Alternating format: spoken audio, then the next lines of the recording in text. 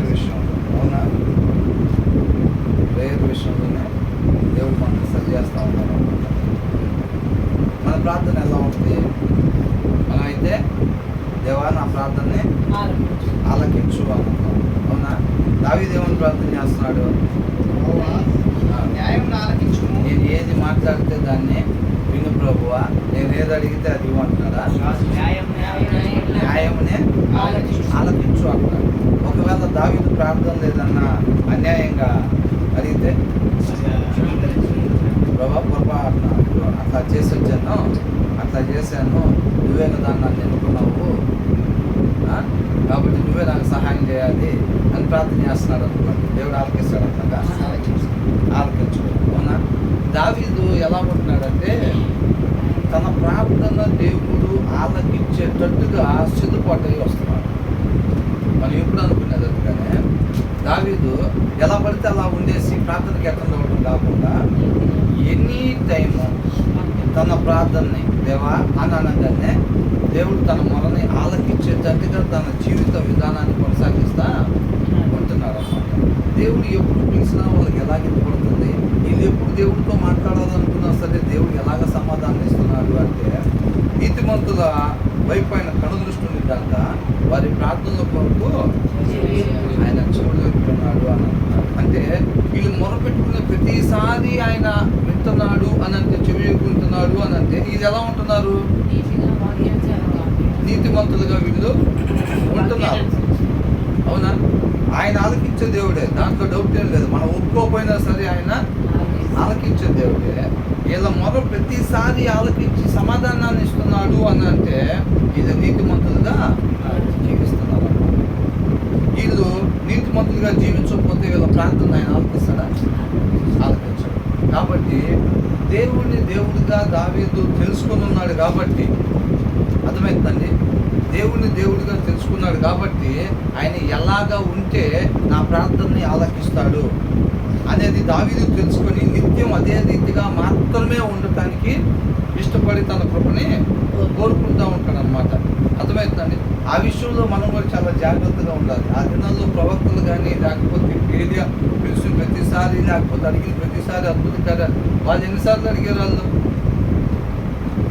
వాళ్ళు అన్యులుగా ఉన్న వాళ్ళు, విగ్రహారాధన చేసేవాళ్ళు, ఆ బయలుదేవతను పూజించే వాళ్ళు ఎన్నిసార్లు అడిగారు? వాళ్ళు పొద్దు నుంచి సాయంత్రం దాకా అడుగుతూనే ఉన్నారు. అయినా సరే కార్యం జరిగిందా? కార్యం జరగలా. ఆయన మాట ప్రకారంగా లేకుండా మనం ఎన్నిసార్లు అడిగినా, ఎంతసేపు ప్రార్థన చేసినా, ఏం చేసినా సరే అవన్నీ కూడా వ్యర్థమే. ఆయన మాట ప్రకారంగా ఉండి ఒక్కసారి అడిగితే చాలు. అర్థమవుతుందండి. వాళ్ళు పొందుకున్న వాళ్ళ కార్యాలు చూసిన రహస్యం అది. ఆయన మాట ప్రకారంగా ఉండి ఒక్కసారి మనం మొదలుపెట్టుకుంటే చాలు, అవునా కదా. వాళ్ళు పొద్దు నుంచి సాయంత్రం వరకు అడిగినా కానీ కార్యాలు చూడలేకపోయారు. దావీదుకి ఆ రహస్యం తెలుసు కాబట్టి దేవుణ్ణి పరిశీలనగా తెలుసుకుంటూ ఉన్నాడు. ఆయన హృదయాన్ని, ఆయన ఎలాంటి వాడు, ఎలా ఉంటాడు, ఆయన గుణ లక్షణాలు ఏంటి, ఆయనతో నడుచుకోవాలి, ఆయన నామాన్ని మహిమపరచాలంటే నేను ఏ రీతిగా ఉండాలని తన టైంని ఇన్వెస్ట్ చేశాడు అనమాట. అర్థమవుతుందండి. మనలాగా రోజు మొత్తంలో, అంటే మనలాగా అందరిలాగా కాదండి, కొంతమందిలాగా రోజు మొత్తంలో కేవలం ఒక 5 నిమిషాలు 10 నిమిషాలు, కొంతమందిని బైబిల్ చదవమంటే ఎలా ఉంటుందంటే 5-10 నిమిషాలే. వాళ్ళు ఏం చేస్తారంటే వాళ్ళు తెలుగు చదవటం బాగా రావటం కావచ్చు ఏదైనా కానీ వాళ్ళు 5-10 నిమిషాలు 3 అధ్యాయాలు చదివేస్తారు. అర్థమవుతుందండి. వాళ్ళు కాదు సెల్ఫ్ సాటిస్ఫై అయిపోతారు. ఏమని 3 అధ్యాయాలు చదివారు, బయట 3 అధ్యాయాలు చదవడం చాలామంది ఉంటారు, అవునా. 6 నిమిషాల్లో 7 నిమిషాల్లో 8 నిమిషాల్లో 3 అధ్యాయాలు చదివేసేసి 3 అధ్యాయాలు చదివి అయిపోతాయి. ఎంత టైం స్పెండ్ చేసాం దేవుడి దగ్గర? నీకు అంత చక్కగా తెలుగు చదవటానికి, లేకపోతే అంత చక్కగా అర్థం కావటం దేవుడి కృప. ఆ కృపను మనం ఎలా ఉపయోగించుకోవాలి? రానోళ్ళు గురించుకొని, చిన్నగా రానోళ్ళు గురించుకొని half an hour, 45 minutes, 1 hour, అవునా, చదివే వాళ్ళు ఉంటారు. కానీ చదవటం వచ్చినప్పుడు అది మనకు మేలుకరం అవుతుందా? 6 నిమిషాలు 7 నిమిషాలు చదివేసి ముగించేసుకుంటున్నాం, అవునా కదా, రోజు మొత్తంలో. కానీ దావీదు అట్లా లేదు. తన టైంని దేవుడు పాదాల చెంత ఇన్వెస్ట్ చేశాడు. ముఖ్యమైనది ఏదో తెలుసుకొని దాని కొరకే తన సమయాన్ని వినియోగించాడు అన్నమాట. మనం కొన్నిసార్లు అనుకున్నట్టుగా అసలు ఇప్పుడు పిల్లలు ఈ లోక సంబంధమైన చదువుల కోసం ఎంత సమయాన్ని హెచ్చిస్తూ ఉన్నారు. అసలు అవునా? మెలుకుని ఉండే 12 గంటల్లో అసలు వాళ్ళు స్కూల్లో ఉండే సమయం, మళ్ళీ ట్యూషన్లో ఉండే సమయం, అంత సమయం దేవుడు పాతాళ చెంత గడిపితే అసలు ఎంత బాగుంటుంది, ఎంతమంది రక్షించబడతారు. మనం అది చెయ్యం. మనం అది చేయకుండా మనం ఏం చేస్తాం, మొత్తం రక్షింపబడిపోవాలని మనం కోరుకుంటూ ఉంటాం. ఈ లోక సంబంధమైన కొరకు చూస్తూ ఉంటాం. వాక్యంలో ఏమనుందంటే, ఇప్పుడు ఫర్ ఎగ్జాంపుల్గా అమెరికాలో ఎవరికైనా ఉద్యోగం వచ్చింది, లేదా బెంగళూరులో ఎవరికైనా సాఫ్ట్వేర్ ఉద్యోగం వచ్చింది, హైదరాబాద్లో వచ్చింది. ఉద్యోగం మెయిన్ సెంటర్ ఉంటుంది. ఆ ఉద్యోగం కొరకు వీళ్ళు ఇక్కడి నుంచి అక్కడికి షిఫ్ట్ అవటం ఉండింది. ఆ ఉద్యోగం కొరకు వీళ్ళు ఒక రూమ్ చూసుకొని ఆ రూమ్లో ఉండటం జరిగింది. ఆ ఉద్యోగం కొరకు వీళ్ళు ఒక హాస్టల్ మాట్లాడుకోవటం, ఆ ఉద్యోగం కొరకు ఏదైనా కర్రీస్ పాయింట్ మాట్లాడుకోవటం, ఆ ఉద్యోగం కొరకు వీళ్ళు ఏదైనా ఒక వెహికల్ ఏర్పాటు చేసుకోవటం, ఇవన్నీ కూడా దేని కొరకు? ఆ ఉద్యోగం కొరకు ఉంటాయి అన్నమాట. వీటి కొరకు ఉద్యోగం అన్నట్టు కాదు. మనం కూడా ఏంటంటే దేవుని చిత్తం నెరవేర్చడానికే ఇవన్నీ ఉండాలి. మిగతాయి మనకేమైతుందంటే ఈ మిగతా పనులే ప్రాముఖ్యంగా మొత్తం జరుగుతూ ఉంటాయి 98%. ఒక 2% మాత్రం అది కూడా దృష్టి తాగకుండా ఏంటంట ఏమో ఒకవేళ ఇల్లు ఇచ్చే మనసు కూడా వస్తే అది అప్లై చేసుకోరా, నీ కారు ఉంటే ఉంది, నీకు ఆల్రెడీ ఇల్లు ఉంటే ఉంది, ఏమో ఎవరికి తెలుసు ఒకవేళ ఇస్తే. కాబట్టి వరకు ఒక అప్లికేషన్ రాసిపడి నీకు కూడా ఇచ్చారు అనుకో, ఇల్లు మంచిదేగా, అవునా కదా? మనకు కూడా రేషన్ కార్డు వచ్చింది అనుకో, మంచిదేగా. కరెంట్ బిల్లు ఎక్కువ వస్తే రాని ఒక కాగితం రాసిపడి ఒక 2 నిమిషాలు చెయ్యి, పడుకునే ముందు ప్రార్థన. ఏం పోయింది అక్కడ పడేస్తే మనకు వచ్చే నష్టమే ఉందా? మరి అట్లా అన్నమాట. మనకి మిగతా ఎన్ని ప్రాముఖ్యంగా కనపడతా ఉంటే ఆ దేవుని చిత్తం నెరవేర్చే కార్యక్రమం మాత్రం లేదా జస్ట్ కాగితం రాసిపెట్టురా. అది ఎక్కడికి దిద్దేవాళ్ళు ఏమో చెప్పలేము. రేపు ఇంకా చోటు ఉంది బస్సులో అని అన్నారనుకో, చెప్పలేము కదా. అందరు ఎక్కారండి, ఇంకా 2 లైన్ సీట్లు ఉన్నాయి అని అంటే, సరే తర్వాత లేట్గా ఇచ్చిన కాగితాలు ఇచ్చిన వాళ్ళు కూడా ఎక్కించండి చెప్పలేము. ఎందుకు కాగితం రాసిపెట్టు అన్నట్టు ఉంటే మని మిగతా విషయాలకు సంబంధించి మొత్తం వీటికి సంబంధించి మాత్రం ఫార్మాలిటీగా ఉండేది. దావీదు జీవితం ఎట్లా కనపడుతుంది మనకి? అసలు మెయిన్ సెంటర్ అదే ఉంటుంది. దేవుని చిత్తం నెరవేర్చడమే ఉంటుంది. దాని కొరకే మిగతా అన్ని చుట్టూ ఉంటాయి. అవునా? మన జీవితాల్లో కూడా అలా ఉండాలన్నమాట. ఎందుకంటే ఆ భ్రష్టత్వం పోవాలి మనకి. ఇప్పుడు నేనున్నానండి, కేవలం ఉపదేశించేవాడిగా ఉండి అనుసరించలేకపోతే నేను ఆ భ్రష్టత్వంలో ఉన్నట్టే. నేను వాక్యాన్ని ధ్యానించేటప్పుడు కూడా నేను ఎలాగ ధ్యానించాలి? నా జీవితంలో నేను దాన్ని అనువదించుకునేటట్టుగా అట్ ద సేమ్ టైం ఆయన కృపను బట్టి, ఆయన ఆత్మ నడిపింపును బట్టి చెప్పేవాడిగా ఉండాలి. అంతే తప్ప దీంట్లో కొన్ని చాలా ఉంటాయి, వాడు కుయుక్తిగా చేస్తాడు. అర్థమవుతుందండి? వాడు కుయుక్తిగా చేస్తాడు. కాబట్టి ఎలా ఉంటుందంటే, నేను చెప్పాలి అని అంటే ఎలా చెప్పొచ్చు అని అలా చదువుకుంటూ పోయే ఒక విధానం ఉంటుంది. నా జీవితంలో ఇంప్లిమెంట్ చేసుకునే పరిస్థితి ఉండదు. అది పౌలు గారు కూడా అంటారు ఆ మాట. ఏమంటారు? అనేక మందికి చెప్పి నేను భ్రష్టుడు కాకుండా ఉండేటట్టుగా మన జీవితాల్లో ఇంప్లిమెంట్ చేసుకునేటట్టుగా ఉండాలి. దావీదు దేవుడి దగ్గరికి వచ్చేటప్పుడు ఎలా వస్తున్నాడంట? ఆయన ప్రార్థన ఆలకించేటట్టుగా ఎలిజిబుల్గా వస్తున్నాడు. కాబట్టి ప్రతిసారి ఆయన ప్రార్థన దేవుడు ఆలకిస్తున్నాడు. అంతే తప్ప బయలుదేవత వాళ్ళు ఆ రోజు చేసినట్టుగా మనం ఎలా పడితే అలా ఉండి ఎంతసేపు ప్రార్థన చేస్తే దేవుడు ఆలకిస్తాడా? ఆలకించడు. ఏంటంటే చిన్న మనం సరి చేసుకుంటే కనుక ఖచ్చితంగా దేవునితో నడవటం అన్నమాట. అబ్రహాం దేవునితో నడిచేది అన్నమాట. అది ఒక సాధన లాగా కావాలి మన జీవితంలో. నామకార్థం అనేది మనకి అంటకుండా, ఆ వైరస్ మనకు అంటకుండా జాగ్రత్త పడాలన్నమాట. ఏదన్నా ఒకవేళ ఆల్రెడీ ఉండుంటే కనుక అలాంటిది తన వాక్యం ద్వారా దేవుడు మనల్ని కలగటానికి మనం సహకరించేవారు ఉండాలి. అంతేనా? కాబట్టి ఇక్కడ ఏమన్నారు? Hear me lord, my plea is just. ఏంటంట? హృదయపూర్వకంగా అంటున్నాడు. మన ప్లీ అని అంటే హృదయపూర్వకముగా ఆయన ప్రార్థన ఎలా చేస్తున్నాడంట? విజ్ఞాపన ఎలా చేస్తున్నాడు? మనవిని ఎలా చేస్తున్నాడంట? పెద్దల మీద నుంచి కాదంట, హృదయపూర్వకంగా. అర్థమవుతుందండి? దేవుడితో ఎలా మాట్లాడాలి, ఆయన దగ్గర ఎలా ఉండాలి, హృదయపూర్వకంగా అంట ఏం చేస్తున్నాడంట? ఆయన ప్రార్థన న్యాయవంతమైనది, న్యాయమును ఆలకించుము అని అంటున్నాడు అనమాట. అర్థమైందా? ప్రభువా, అన్యాయాన్ని ఆలకించు ప్రభువా అని మనం ప్రార్థన చేసాం. దేవుడు ఏం చేస్తాడు? ఆలకిస్తాడా? మన చేసినా కానీ 7 వారాలు ఉపవాసం ఉంటే 70 వారాలు ఉపవాసం ఉంటే 7 కలిసి చేస్తే ఎక్కడైతే 2 కూడి ఉంటారో కదా, మరి ఇప్పుడు అక్కడే 2 కూడి ఉండి అన్యాయంగా జీవించి వచ్చి అన్యాయం చేసి మనం అన్యాయాన్ని నాయన మాకు సపోర్ట్ చేయడం ఆయన అని చెప్పి 2 కూడుకొని చేస్తున్నాం అనుకోండి, ఏమైంది? అయినా సరే లేదు. కాబట్టి ఏమంటాడు? యెహోవా న్యాయమును ఆలకించుము. ఆయన ఎవరు ప్రార్థన చెవియొగ్గుంటాడు? నీతిమంతుల ప్రార్థనకు ఆయన చెవియొగ్గి ఉంటాడు అనమాట. అవునా? అంటే నా ప్రార్థనకు చెవియొగ్గుము అని అంటున్నాడంటే ఈయన ఎలా వచ్చుంటాడు? ఎలా వచ్చుంటాడు ఈయన? నీతిమంతుని వలె వాక్యాన్ని అనుసరించి. అవునా? లాస్ట్ టైం తను నీల్ డౌన్ చేసిన దగ్గర నుంచి మళ్ళీ ఇప్పుడు నీల్ డౌన్ చేసినంత వరకు కూడా దేవుని మాట ప్రకారంగా మాత్రమే జీవించి వచ్చి నా ప్రార్థనకు చెవియొగ్గుము అంటున్నాడు. తర్వాత ఏమంటున్నాడు? అది కపటమైన పెదవుల నుండి వచ్చినది కాదు, అది కపటమైన పెదవుల నుంచి వచ్చినది కాదు అని అంటాడు. ఒకవేళ అట్లా వస్తే దేవుడు ఆలకించును. ఇప్పుడు ఆ వ్యక్తి ఒకవేళ కపటం కలిగిన ఉన్నాడు అనుకోండి, ఆయన చేసే ప్రార్థన దేవుడు ఆలకిస్తాడా? ఆలకించడు. అవునా?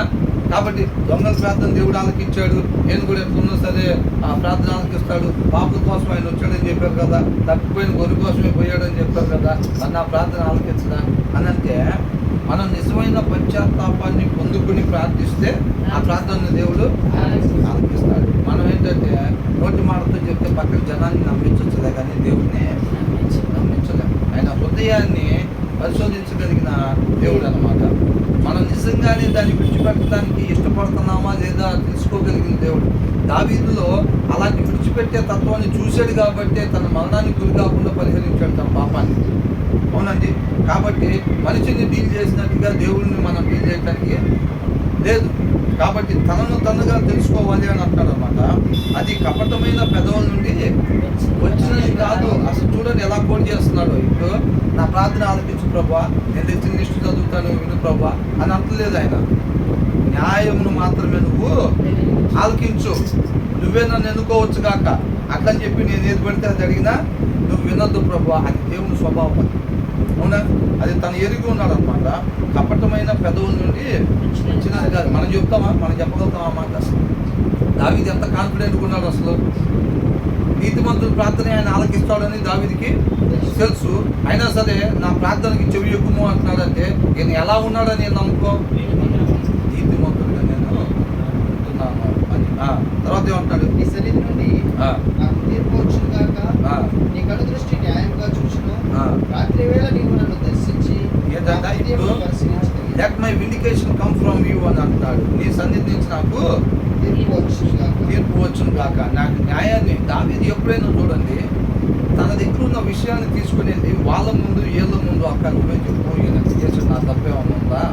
రాత్రి అమాంతులు రాత్రి రాటం కొట్టాడు అక్కడ ఇట్లాగా. అవునా? అసలు ఇంతగా ఆ పక్కన వెళ్ళి అన్న ఎక్కడున్నావు నీతో కొద్దిగా మాట్లాడాలని చెప్పి అసలు రాటం గొడవ పెట్టుకున్నాం. అసలు ఏమేమో పక్కింటి అక్కతో, ఆయనేమో పక్కింటి అన్నతోటి రాటం గొడవ పెట్టుకున్నాను. అసలు నేనే ఆఫీస్ టెన్షన్లో వస్తే రాటం ఏమేమి చెప్పింది? అసలు రాటం బయట ఏం జరిగిందో నాకు తెలియదు. రాటమే ఎవరి దగ్గర చెప్పుకుంటారు? వాళ్ళ దగ్గర, వీళ్ళ దగ్గర, అత్తగారి దగ్గర, మామగారి దగ్గర, తల్లి దగ్గర, తండ్రి దగ్గర. దావీదుకి లేరా ఎవరు? తల్లిదండ్రులు, అత్తమామలు ఎవరు లేరా? మరి దావీదు ప్రతి విషయాన్ని తీసుకుని ఎక్కడ పెడుతున్నాడు? మనం చూస్తే ప్రతి కీర్తనలో నువ్వే నాకు న్యాయం తీర్చాలంటున్నాడు. ఆయన దాంట్లో న్యాయవంతుడు ఎవరు ఉన్నారా? కాబట్టి ప్రతి ఒక్క విషయంలో ఎవరు నమ్ముతామండి? ఇప్పుడు బిలాం ఎవరు? ప్రవక్త. ఇప్పుడు ఆయన కూడా అన్యాయం చూడటానికి సిద్ధపాటు అయ్యాడుగా. అయ్యాడా లేదా? ఇప్పుడు సమూయేలు పిల్లలు ఎవరు? సమూయేలు ఎవరు? ప్రవక్త. ఆయన పిల్లలు ప్రవక్తలకు ఇప్పుడు న్యాయాధిపతులుగా ఉంది. వాళ్ళు ఏం చేశారు? లంచాలు తీసుకునేవాళ్ళు. ఇప్పుడు ఏది ఎవరు? వాళ్ళ పిల్లలు ఎట్లా ఉన్నారు? కాబట్టి యాజకులు అని మనం నమ్మిపోయేదో చెప్పడానికో, లేకపోతే మా అమ్మకి చెప్తే ఇంకా అమ్మ అసలు నా మేలే కదా కోరుకునేది, అమ్మ మా అత్తగారు అని చెప్పి అత్తగారి దగ్గర, లేకపోతే అమ్మ మా క్లోజ్ ఫ్రెండ్ అని చెప్పి వాళ్ళ దగ్గర పెట్టడం కాదని దావీదు తగ్గించుకొని ఏం నేర్చుకోవాలంట? వీళ్ళందరూ కూడా దావీదుకున్నారు. అయినా సరే ప్రతి విషయాన్ని తీసుకునేది దేవుడి పాదాలు చెందాలి. నువ్వే నాకు న్యాయం తీర్చాలి, నన్ను విమోచించేవాడివి నీవే, నన్ను శుద్ధిపరిచేవాడివి నీవే అని అంటాడు. కాబట్టి let my vindication come from you అని అంటాడు ప్రతిసారి. అదే మాట వాళ్ళతో వీళ్ళతో చెప్పుకునేది కాదు. ఎవరు తీరుస్తారండి? ఎవరు తీరుస్తారు? కంటితో చూసేదే అనుకుంటాం. కంటితో చూసేది, చెవులతో వినేది మనం అబద్ధాలు చేసుకునేవి ఉంటాయి చాలా, అవునా? కాబట్టి దేవుడి దగ్గర నుంచే మనం న్యాయాన్ని ఎప్పుడు ఆశించాలి. తర్వాత may your eyes see what is right అని అంటున్నాడు. అంటే ఏది కరెక్టో, ఏది న్యాయమో, ఏది సత్యమో అనేది దాన్ని నీ కళ్ళను చూడనిమ్ము అని అంటున్నాడు. తర్వాత ఏమంటున్నాడు? రాత్రి వేళ నీవు నన్ను దర్శించి నా హృదయంలో పరిశీలించితివి, నన్ను పరిశోధించితివి. అంటే తెలుగులో ఇంగ్లీష్లోకి వచ్చేసరికి కొంచెం నీళ్ళు కలిపినట్టుగా అయితే ఉంటుంది. ఇప్పుడు ఇంగ్లీష్లో ఎట్లుందంటే though you probe my heart, though you probe my heart, though you examine me at night and test me అని అంటారంటే నువ్వు ఒకవేళ రాత్రి వేళ నన్ను పరిశీలించిన నా హృదయాన్ని తెలిసి పరిశీలించిన. చూసారండి అసలు ఎట్లా పెడుతున్నాడు దేవుడి దగ్గర? ఏమంటున్నాడు? ఎగ్స్ ఉన్నప్పుడు కాదు ప్రభా, నేను ప్రార్థనకు వచ్చినప్పుడు కాదు ప్రభా, మందిరంలో ఉన్నప్పుడే కాదు ప్రభా, నేను నిద్రపోయేటప్పుడు కూడా నువ్వు నా హృదయాన్ని పరిశీలించి చూసినా సరే అన్నట్టున్నాడు. అర్థమవుతుందండి అసలు ఎలా జీవిస్తున్నాడు దావీదు? మనం ఎలాగ ఉంటున్నాం? రోజు మొత్తంలో ఎంత సమయం ఆయన నామానికి మహిమకరంగా ఉంటున్నాం? ఎంత సమయం న్యాయంగా ఉంటున్నాం? ఎంత సమయం ధర్మంగా ఉంటున్నాం? మనం కనీసం సగానికి సగం ఉండిందా? మొత్తం ఉందా? మొత్తానికి మొత్తం ఉండిందా? అనుకున్నారు చక్కగా గోళ్ళకి అనుకున్నారా? చక్కగా గోళ్ళకి అనుకున్నారు. అంటే వేకప్ ప్లేయర్స్ కూర్చొని జరగదా? వేకప్ ప్లేయర్స్ కూర్చొని కాకుండా నుంచొని జరగదా? ఇప్పుడు ఎంత పర్సంటేజ్ ఉంటున్నాం మనం? రోజు దినం మొత్తంలో ఆయన మాట ప్రకారంగా ఎంత పర్సంటేజ్ ఉంటున్నాం? దావీదు చూసారండి ప్రతిసారి ఏమని అంటున్నాడు? తీసుకొచ్చి పరీక్షించు ప్రభువా అని అంటున్నాడు. ఆ వారం మొత్తం జీవించిన దాన్ని తీసుకొచ్చి దేవుడు ముందర పెడుతున్నాడు అనమాట. నువ్వు రాత్రి వేళ though you probe my heart, though you examine me at night and test me, దాన్ని పరిశీలించినా కానీ పరీక్ష చేసి చూసినా కానీ you will find that I have planned no evil. ఏమంటున్నాడు? నేను ఏమాత్రం కూడా చెడుని నేను ఆలోచన చేయలేదు అన్న విషయం నీకు తెలిసింది అని అంటున్నాడు. ఏంటంట?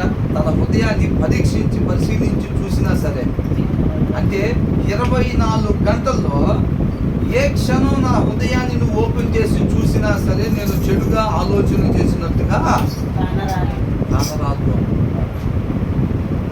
అసలు ఎలా వచ్చాడు దేవుడి దగ్గరికి? దావీదు ప్రార్థన కాకుండా ఎవరు ప్రార్థన అంటాడు దేవుడు? ఇంకా ఎవరు ప్రార్థన అంటాడు? నువ్వు ఒక ఇబ్బంది పెట్టొచ్చి నీ మాట ద్వారా ఒక సూర్యులాగా గుచ్చి వచ్చి నువ్వు ఇక్కడికి వచ్చి దశంభాగాలు కానుకలు ఇస్తే ఆయన స్వీకరిస్తాను అంటున్నారా? ముందే అక్కడ సమాధానం కూడా క్షమాపణ కోరుకో. పోయినసారి మనం చూసాం చాలామంది ఏం చేస్తాం, ఇష్టం వచ్చినట్టు ఫ్రెండ్స్ని తిట్టుకోమా, ఇష్టం వచ్చినట్టు భర్తను తిట్టుకోమో, భార్యను తిట్టుకోమో, ఇట్లా చేసి వచ్చి వాళ్ళ దగ్గర మనం సరే తప్పైపోయింది ఇందాకేదో అట్లాగన్నా అంతటికి మనం ఏదో తగ్గిపోతామేమో అని చెప్పి ఏం చేస్తాం? ఇక్కడికి వచ్చేసి ప్రభా నాకు తప్పు నాదే, అయినా సరే నేను మాట్లాడాను క్షమించుకోవా, సైలెంట్గా ఇక్కడికి వచ్చి ప్రార్థన చెప్పేసుకుంటాం. ఇంటికి వెళ్ళిపోయి మళ్ళీ ఒక ఎత్తుకొని తిరిగే పరిస్థితి. అంటే ఇందాక అనుకున్న తప్పేమీ లేదు, నీదే తప్పు అన్నట్టుగానే బిహేవ్ చేస్తూ ఉంటాం. అవునా? పోయినసారి మనం ఏం నేర్చుకున్నాం ఆ విషయంలో? ఎక్కడైతే మనం తప్పు చేసి వచ్చామో ఆ తప్పు చేసిన దగ్గర క్షమాపణ వేడుకోవాలి అని అర్థమవుతుందండి. ఇక్కడికి వచ్చేసి సైలెంట్గా ప్రార్థనలో మనం క్షమించదేవా అని చెప్పి అక్కడ పోయిన తర్వాత నా తప్పేం లేదు అన్నట్టుగా తిరిగితే దేవుడు దాన్ని అంగీకరించడు, క్షమించడు. దాన్ని అక్కడ చెప్పాలన్నమాట. ఆ తగ్గింపు స్వభావం ఉండాలి. పొరపాటున మనకు ఆ మాట వచ్చినప్పుడు, పొరపాటున ఆ ప్రవర్తన వచ్చినప్పుడు మనం ఇమీడియట్గా మనం రిపెంటెన్స్ కావాలి. అంటే మారు మనసుని పొందుకోవాలి, మార్పు ఆలోచన కలిగి ఉండాలన్నమాట. క్షమాపణని కోరుకోవాలి అని అంటున్నాడు. కాబట్టి దినం మొత్తం 24 గంటల్లో, అసలు ఆ ఛాలెంజ్ 24 గంటల్లో నా హృదయాన్ని పరిశీలించి చూస్తే ఏ చెడు కూడా నేను ఆలోచన చేసుకోలేదు అంటాడంటే అది సామాన్య విషయం కాదు. మనం ఎన్నిసార్లు కూర్చొని ఇక్కడైతే ప్రార్థన చేసుకుంటాం, పాటలు పాడుకుంటాం, ఆ టైంలో లోక సంబంధమైన ఏం పెద్దలు మనం గుర్తురావులే కానీ మిగతా టైంలో ఇంటికైతే ఒక టీ పెట్టుకొని తాగుతున్నాం అనుకోండి, ఏమొస్తాయి ఆలోచనలు? ఎలాంటి ఆలోచనలు వస్తున్నాయి? కూడా కనీసం అంత కాకపోయినా కానీ కొద్దిగా డబ్బులు సంపాదించుకోవాలి, లేకపోతే ఎట్లాగా మరి అంత కాకపోతే కొద్దిగానే సరే, అవునా? మరి పెళ్లికాలు కాకపోతే కనీసం సోడాకాలన్నా వాడాలి. ఇట్లాంటివన్నీ మనం కూర్చున్నప్పుడు ఎలాంటి ఆలోచనలు వస్తున్నాయి? 24 గంటల్లో ఒక క్షణం కూడా అట్లాంటిది నాకు నేను ఆలోచన చేసుకోలేదు అని అంటున్నాడు. అర్థమవుతుందండి? దేవుడు వచ్చినప్పుడు దేవుడు ఏమన్నాడు? అంతా అంతేనా కదా?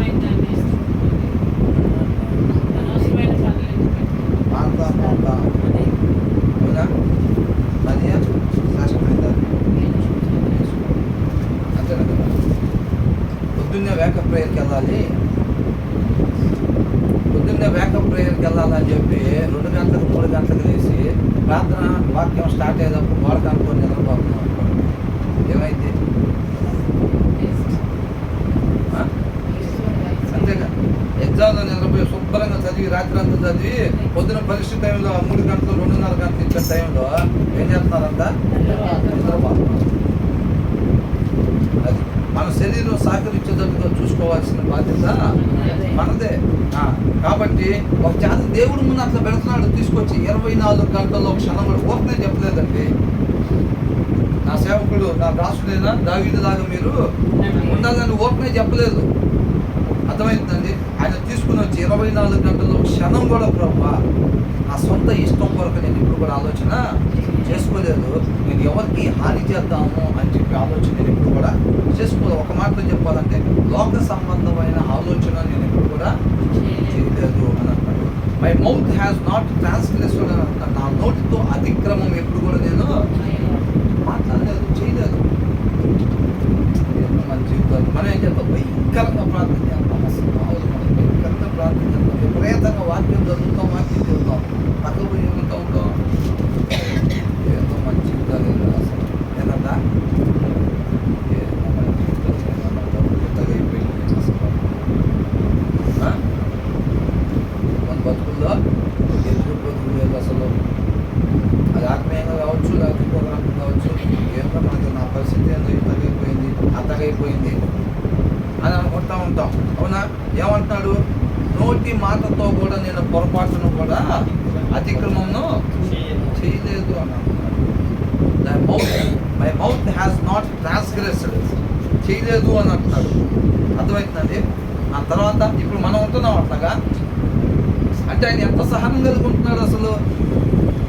ఇవాళ పొద్దున్న ప్రార్థన చేశాడండి, మధ్యాహ్నానికి ఏం కార్యం కనపడలేదు, సాయంత్రానికి కనపడలేదు, పొద్దున కనపడలేదు. మనం అయితే ఉంటాం ఏదైంది ప్రార్థన నేను అట్లా అనుకుంటారా? అంత కూడా అర్థానికి ప్రతి దాని గురించి సమాధానం చెప్పాల్సిందే. కొంతమంది ఏంటంటే పాపరాగానే ఇష్టం వచ్చినట్టు పంట పంట పంట పంట మాట్లాడేసేసి పడితే అది మాట్లాడేసేసి నువ్వే అనుకుంటావు, నాకేం తెలియదు అనుకుంటున్నావు, అది అనుకుంటున్నావు, ఇది అనుకుంటున్నావు, ఏమనుకుంటున్నావు నువ్వు అసలు, నువ్వే పెద్ద భక్తుల్లాగా మాట్లాడేసి వంటగదిలోకి వెళ్ళిపోయి ఏమంటారు? క్షమించలేవా? ఒక చిన్న మాట నేనంట, క్షమించలేవా? ఆ మాట అక్కడ అందామని అనుకుని ఇవన్నీ వదిలేదు. ఫస్ట్ దేవుడు వీటికి లెక్క అడపని ఉంటాడా? ఖచ్చితంగా లెక్క అడుగుతాడు వీటికి. సౌలు అట్లా డీల్ చేసేవాడు, దేవుడి దగ్గర అట్లా వ్యవహరించేవాడు. సౌలు అంగీకరింపబల్లా. అర్థమవుతుందండి? ఈ మనిషి తెలివితేటలు దేవుడి దగ్గర చూపించకూడదు. జనాలు అనుకుంటున్నారు, జనాలకి అనిపిస్తుంది ఏమని, దావీదు 10,000 మందిని అని చెప్పి. ఈయనకు తెలుసు అది ఎట్లా జరిగిందో కార్యం, అవునా కదా? ఈయనకు తెలుసు. చూసే వాళ్ళకి ఎట్లా ఉంటుంది? దావీదు 10,000 మందిని పాటలు పాడుతున్నారు, వాళ్ళు కార్యం చేసేదేమో ఆయన. ఆ తర్వాత ఇక్కడ ఏమంటున్నాడు? ఇంకా though people try to bright me, I have kept my self from the ways of the violent అని అంటున్నాడు. ఏంటంటే ఏం చేశాడు, ఈ పీపుల్ అంట, ఈ జనాలు ఆయనకి లంచాలు ఇవ్వటానికి, ఆయన అభిప్రాయాలు మార్చుకోవటానికి, అన్యాయంగా ఉండటానికి కోసం ఇది అనేక రకాలుగా వీళ్ళు ప్రలోభాలు పెట్టారంట. అనేక రకాలుగా వీళ్ళు ప్రలోభాలు పెట్టినా సరే, I have kept my self from the ways of the violent, హింసాత్మకమైన కార్యాలు నేను ఎప్పుడు కూడా చేయకుండా నన్ను నేను దూరంగా ఉంచుకున్నాను అని అంటాడు. అది ఎలా సాధ్యపడింది? ఆ కింద వచ్చిన చెప్తాడు, through what your lips have commanded అని అంటాడు. అంటే నీ పెద్దలు ఏదైతే పలికినాయో దానివల్ల నన్ను నేను హింసకు సంబంధించిన కార్యాలు చేయకుండా వాళ్ళు నన్ను ప్రలోభాలు పెట్టినా, లంచాలు ఇస్తానని చెప్పినా సరే నన్ను నేను దూరంగా పెట్టుకోగలిగాను అంటాడు. ఎలాగైన వల్ల అయిందంటది? దేవుని వాక్యాన్ని బట్టి, ఆయన మాటను బట్టి. దేవుడి నోట్లో నుంచి వచ్చేది ఏంటి? ఆయన మాట ఇది, అవునా? దేవుని మాటే వాక్యం. కాబట్టి నేను ఎలాగ జయించగలిగాను నేను అని అంటాడు. ఈ జనాలు మొత్తం కూడా నన్ను అట్లాగా ప్రలోభాలు పెట్టి లంచాలు ఇచ్చైనా సరే నన్ను ఇట్లాగా హింసాత్మకమైన కార్యాలు చేయమని చెప్పినప్పుడు ఈ వాక్యాన్ని బట్టి నేను చేయకుండా నన్ను నేను దూరంగా ఉంచుకున్నాను అంటున్నాడు. ఇవాళ మనం కూడా అదే చేయాల్సింది. అర్థమవుతుందా? అదేం చెప్తారు వాళ్ళు? అదే నాన్న ఇట్లా చెప్తే అందరు తలా ఎంత వస్తాయిరా, తలా ఎంత వస్తాయి అని చెప్తారు వాళ్ళు, అవునా?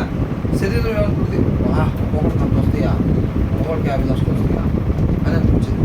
సాయంత్రానికి వెళ్ళి ఇది చిన్న పని చేసి వచ్చామంటే ఒకటికి 50 లక్షలు వస్తాయా అనిపించింది. మరి దాన్ని ఎలా జయించాడు? ఆ శరీర ఆశని ఆత్మను అనుసరించడం ద్వారా శరీర కోరికల్ని జయించేదని అంటున్నాడు. ఇప్పుడు అదే చెప్తున్నాడు, అవునా? Through what your lips have commanded, ఈ మాట ఏదైతే చెప్పిందో ఆ మాట వలన నేను ఈ లోకస్తులతో కలవకుండా నన్ను నేను దూరంగా ఉంచుకున్నాను అని అంటున్నాడు. మనం వాక్యాన్ని చదవలేదు అనుకోండి, ముందు ఆయన మాట ఏందో మనకు తెలియదు. మళ్ళీ సౌలు దాకా అక్కడికి పోయి ఏం చెప్పొచ్చు, నువ్వు ఎందుకని లోకస్తుల్లో కలిసిపోయావు అంటే, ప్రభు నాకు తెలియదు ప్రభు అట్లా, నేను నా మాటలో రాసి మీకు ఇచ్చాను కదా అంటే, నేను చదవలేదు ప్రభు అసలు నిజంగా నాకు తెలియదు. హోంవర్క్ ఎందుకు రాయలేదురా అంటే, అది నాకు తెలియదండి హోంవర్క్ ఇచ్చిన సంగతి. ఏంటంట హోంవర్క్ ఇచ్చిన సంగతి నాకు తెలియదు. ఆ మాట పట్టుకొని వచ్చాడు, ఇది చాలు మనకని, ఇది చాలు మనకని. అది పరిగణలో తీసుకుంటాడు దేవుడు, అట్లాగా తీసుకోడు. తర్వాత ఏమంటున్నాడు, my steps have held to your knots, my feet have not stumbled అని అంటాడు. ఈయన ఆ పాదాలు దేన్ని అనుసరిస్తే అంత? ఆయన మార్గాన్ని, దేవుని మార్గాన్ని ఈయన పాదాలు అనుసరిస్తే అంత. అందుకని అవి ఏమంటున్నారు, త్రొట్టికి పోలేదు అని అంటున్నారు. అర్థమవుతుందండి? ఈయనకు తెలిసింది ఒకటే, మనం ఇప్పుడు ఏదైతే అనుకుంటున్నామో వాక్యాన్ని అనుసరించడమే మన జీవిత విధానం ఏదైతే అని అనుకుంటున్నామో, దావీదు అప్పటి నుంచే దేవుడి మాట ప్రకారంగా మాత్రమే జీవించేటట్టుగా తన జీవిత విధానాన్ని అలవాటు చేసుకున్నాడు అనమాట. అర్థమవుతుందండి? అందుకని అది త్రొట్టికి పోకుండా ఉంటున్నాడు.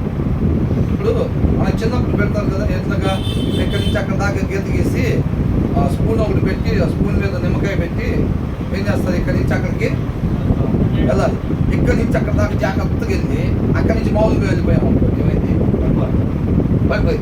చాలా మంది ఆత్మీయ జీవితాలు అట్లాగే స్టార్టింగ్ స్పూన్ నిమ్మకాయ పెట్టుకున్నప్పుడు ఎట్లా వెళ్తారు, జాగ్రత్తగా జాగ్రత్తగా జాగ్రత్తగా వెళ్తూ ఉంటారు, అవునా? ఆదా పోయిన తర్వాత అక్కడ దాకా పోయిన తర్వాత పడిపోతా ఉంటే అక్కడ దాకా పోయిన తర్వాత పోతా ఉంటాం. చివరి అడుగు వేసే అంత వరకు కూడా ఆ జాగ్రత్తనే ఎవరైతే కొనసాగిస్తారో వాళ్ళే విజయాన్ని పొందుకుంటారు. దావీదు ఆ విషయంలో అనమాట జాగ్రత్తగా. మనం పోయినసారి చూసిన కీర్తనలో కూడా అదే చూసాం, అవునా? నేను ఎంతో ఆయన మాట ప్రకారంగా జీవించడానికంటే ఎంతో జాగ్రత్త కలిగి ఉంటున్నాను అని అంటాడు. కాబట్టి జీవిత విధానంలో వాక్యాన్ని మాత్రమే అనుసరిస్తూ వెళ్తున్నాడు. కాబట్టి ఈయన పాదాలు తొట్టెదలేదు అని అంటాడు. I call on you my God for you will answer me. ఎవరితో చెప్పుకుంటాను అన్నాడు, పోయి దేవుడికే మొర పెట్టుకుంటాడంట. వాళ్ళకి వీళ్ళకి ఊళ్ళో వాళ్ళ మొత్తానికి చెప్పి ఎవరు ఏం చేయలేకపోతే అప్పుడు మోకాలు చేయటం కాదంట.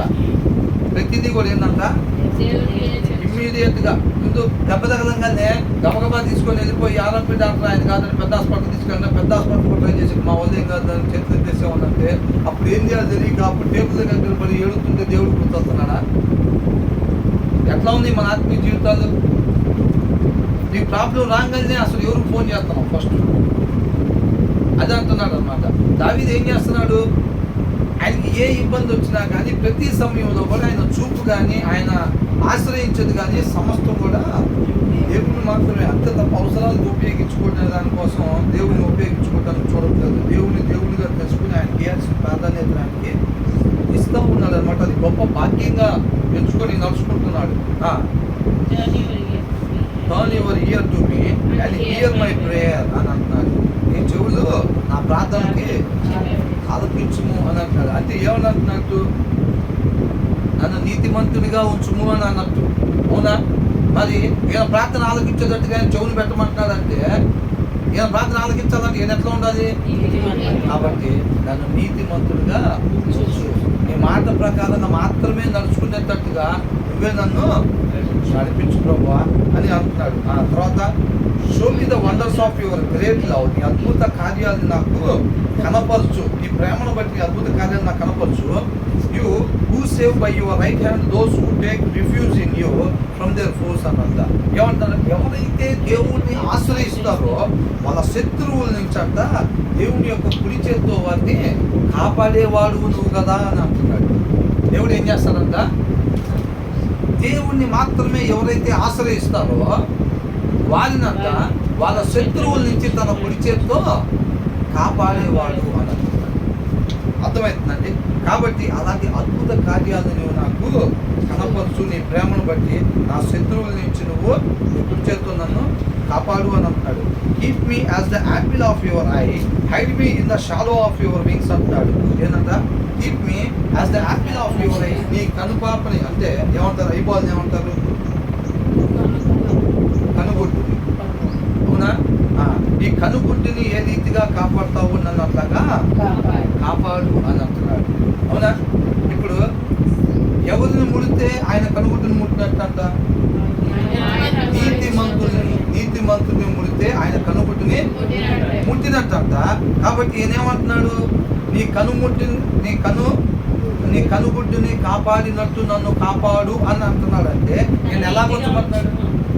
నన్ను నీతిమంతునిగా ఉంచుము అని అంటున్నాడు. ఈయన ప్రార్థన మొర పెట్టుకుంటాడు. అదివు ఇదివు అదివు కాదు, ఈ మాట ప్రకారంగా మాత్రమే నేను ఉండేటట్టుగా నన్ను నడిపించు నాయనా అని మొర పెట్టుకుంటున్నాడు. ఈయన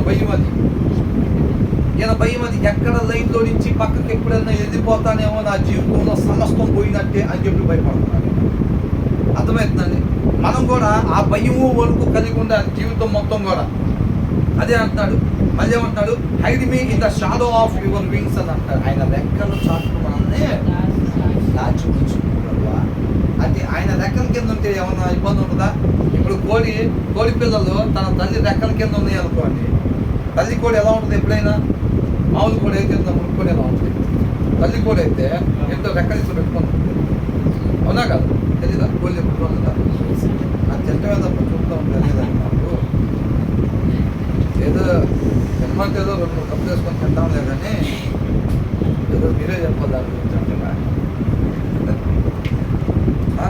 కాబట్టి కోడి పిల్లకి రెక్కలు ఎట్లాగైతే రెక్కల కింద ఉంటే ఎలాగైతే భద్రతగా భావించుకుంటాయో అలాగని రెక్కల కింద నన్ను కాల్చి ఉంచుకున్నాను.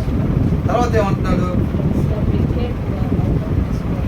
From the wicked who are out to destroy me, from my mortal enemies who surround me అని అంటున్నాడు. అంటే నన్ను నశింపజేయాలని చెప్పి ఎవరైతే దుర్మార్గులు చూస్తూ ఉన్నారో, ఫ్రమ్ మై మోర్టల్ ఎనిమీస్ అంటే నేను మరణానికి గురయ్యేటట్టుగా నన్ను హింస పెట్టాలని ఎవరైతే నన్ను చుట్టుకొని ఉన్నారో అని అన్నాడు. వాళ్ళందరి నుంచి from the wicked who are out to destroy me, వీళ్ళందరి నుంచి అంతా ఆయన్ని కాపాడి నీతిమంతులుగా ఉంచి ఆయన రెక్కల కింద భద్రపరిచి ఉంచమని వేడుకుంటూ ఉన్నాడు అనమాట. అర్థమవుతుంది? ఈయనకి ఏం తక్కువైంది? ఈయనకు సైన్యం లేరా? సైన్యం ఉన్నారా లేదా? సైన్యం ఉన్నారు, ఆస్తి ఉంది, మంచి కోట ఉంది. అప్పటికే ఈయన మంచి రాజుగా ఉంటున్నాడు. అంటే ఇది రాసేటప్పుడు ఆయన రాజు అయ్యాడా? అప్పటికి తైలాభిషేకం జరిగిందే కానీ ఇంకా సింహాసనం మీదకి రాలా. ఏంటంటే సౌలు వెంబడపడేటప్పుడు, వెళ్ళిపోయేటప్పుడు, పారిపోయేటప్పుడు అప్పుడు రాసిందనమాట ఇది మొత్తం. అర్థమవుతుందా? నేను న్యాయంగా ఉన్నాను, నేను కొండల్లో పరిగెత్తుతున్నా సరే, అడవిలో పడుకుంటున్నా సరే, గృహంలో పడుకుంటున్నా, ఇది నా జీవితం ఎట్లయిపోయింది అని ఎప్పుడు కూడా ఆయన అనుకోలేదు అంటాడు. అలాంటి పరిస్థితుల్లో కూడా ఆయన ఎప్పుడు కూడా నేను నా నోటితో కూడా నేను ఎప్పుడు కూడా అతిక్రమం చేయలేదు అంటాడు. కొంతమంది చాలాసార్లు ఏం చేస్తాం, మనకి ఆరోగ్యం బాగున్నప్పుడు, డబ్బులు బాగా వచ్చినప్పుడు మనకి ఏం చేస్తూ ఉంటాం, ఇంట్లో శుభకార్యాలు జరుగుతున్నప్పుడు మనం ఏమంటాం, దేవునికి స్తోత్రం, దేవునికి మహిమ, హల్లెలూయా, ప్రార్థన చేసుకుందాం రండి అని అంటాం. ప్రాబ్లమ్స్ వస్తున్నాయి అనుకోండి, ఏం చేస్తాం, ఏందో నా జీవితం, ఏదన్నా పేపర్ పెన్ ఒకటి ఇచ్చారనుకో, అక్క ఇది తీసుకురా అంటే రాసేస్తాను ఒక పాట,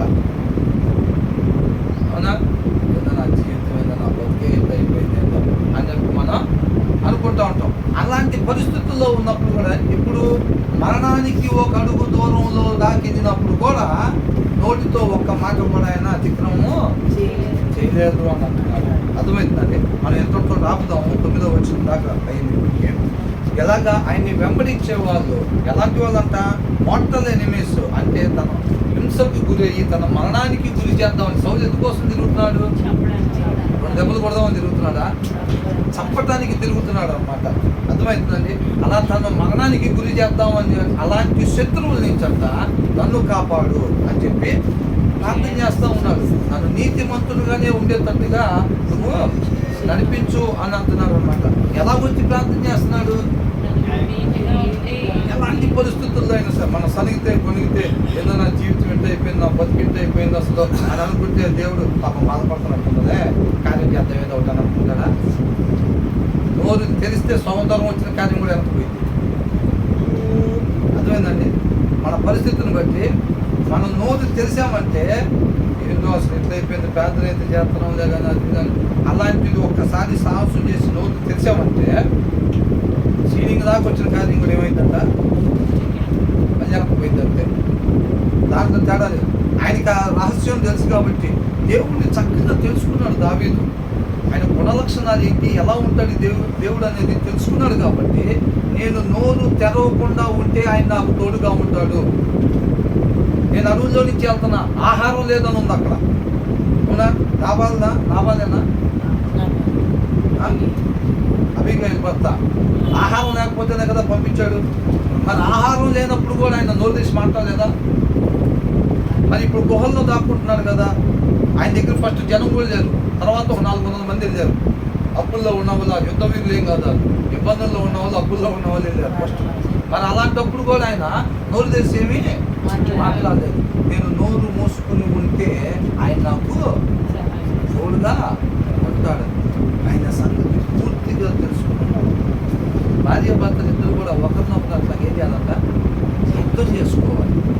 అర్థం చేసుకోవాలి తన మనస్తత్వం ఏంటి, తను ఎలా ఉంటుంది, తన ఆలోచన ఏంటి, విధానం ఏంటి, భర్త ఎలా ఉంటాడు, అసలు ఏంటి విధానం ఏంటి, ఇవన్నీ అర్థం చేసుకొని ఒక్కొక్కరు కూడా సహకరించుకుంటా, ఆత్మీయంగా హెచ్చరించుకుంటా, దేవుడి నామానికి మహిళకరంగా ఆయన చిత్తాన్ని వాళ్ళ కుటుంబం ద్వారా జరిగించేవారుగా ఉండాలి. కాబట్టి ఆయన ఎట్టబడితే అట్లా వచ్చి ప్రార్థన చేయట్లేదంటే, ఆయన నీతిమంతుడుగా వచ్చి నిత్యం ఆయన జీవితంలో ఆయన మాట ప్రకారంగా మాత్రమే ఉండటం తను జీవించే అలవాటుగా చేసుకున్నాడు అన్నమాట.